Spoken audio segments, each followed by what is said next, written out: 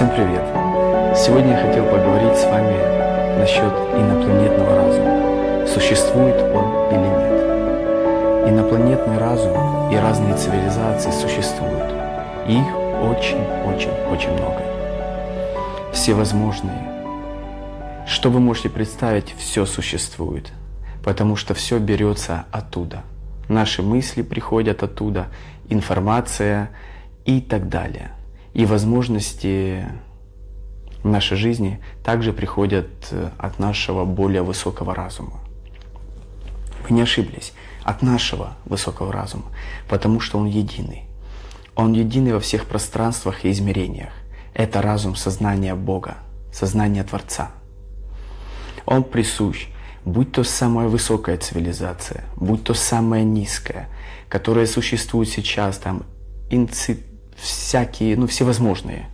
Не буду называть слова, потому что это не имеет никакого значения.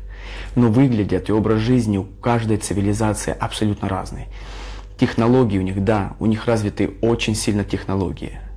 И эти технологии могут делать такие чудеса, что вы не можете себе представить.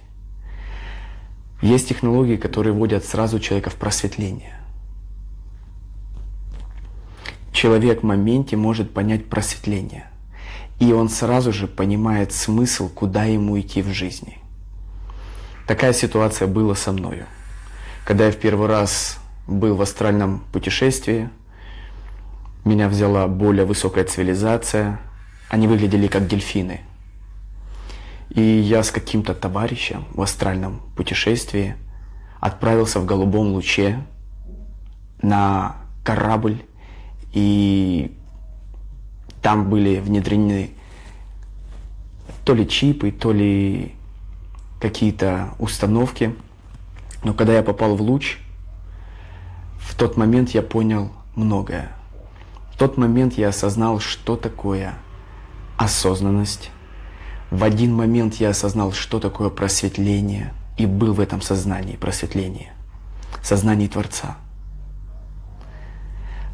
Эти знания сразу раскрываются в одном моменте. Это, как знаете, миллиарды книг раскрылись в одну секунду. Даже не миллиарды, гораздо больше. И это сознание, когда я получил, я вернулся обратно в свое тело после пробуждения,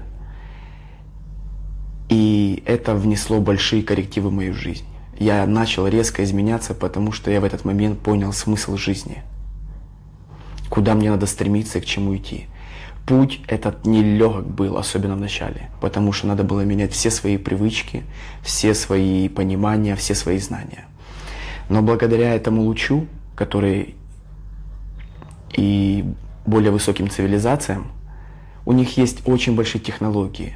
Для них астральный мир, как для нас, реальный, понимаете?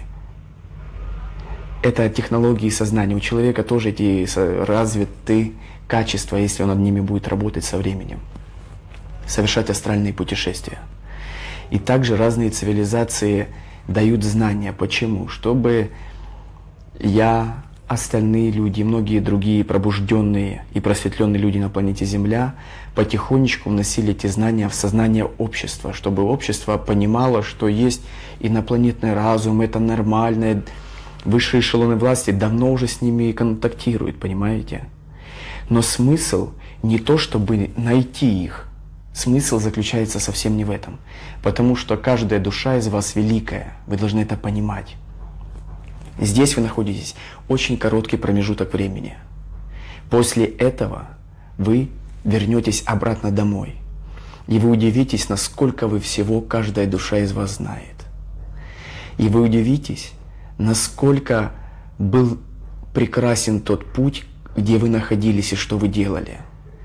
Как прекрасно то было состояние, когда вы ничего не знали и сами пытались искать сами в себе ответы на поставленные вопросы, задачи и проблемы, созданные вами. Вы их решали. Вы учились материализовывать физический мир. Физический мир вы материализовывали. Каждый из вас этим даже занимается сейчас. Вернемся к инопланетному разуму. Этот инопланетный разум потихонечку дает подсказки. Он не заинтересован. Иисус, пророки, все были контактерами.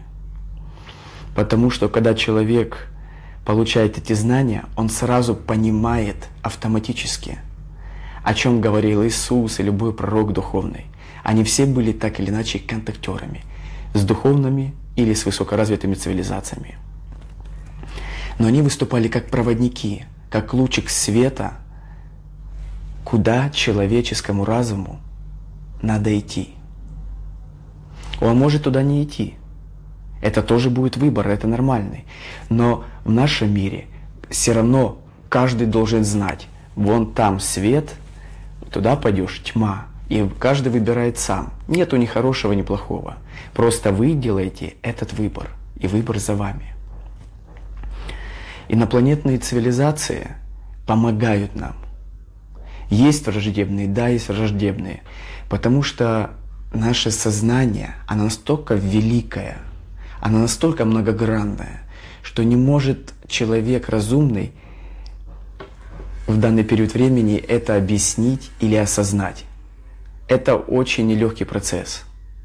Это, нам еще пока не подвластно. Но секрет это и не надо нам. Нам важно прибыть в моменте и познать себя в этой реальности, в этих условиях и в этих ограничениях. Это, можно сказать, духовный квест. И я уверяю, кто каждый направится к свету, к высоким вибрациям, он обретет счастье, любовь и понимание Творца. Я вас каждого в этом уверяю. Потому что другого пути нет. Кто сюда не идет, кто идет во тьму неверия, незнания, осуждения, непринятия, это тоже нормальный путь.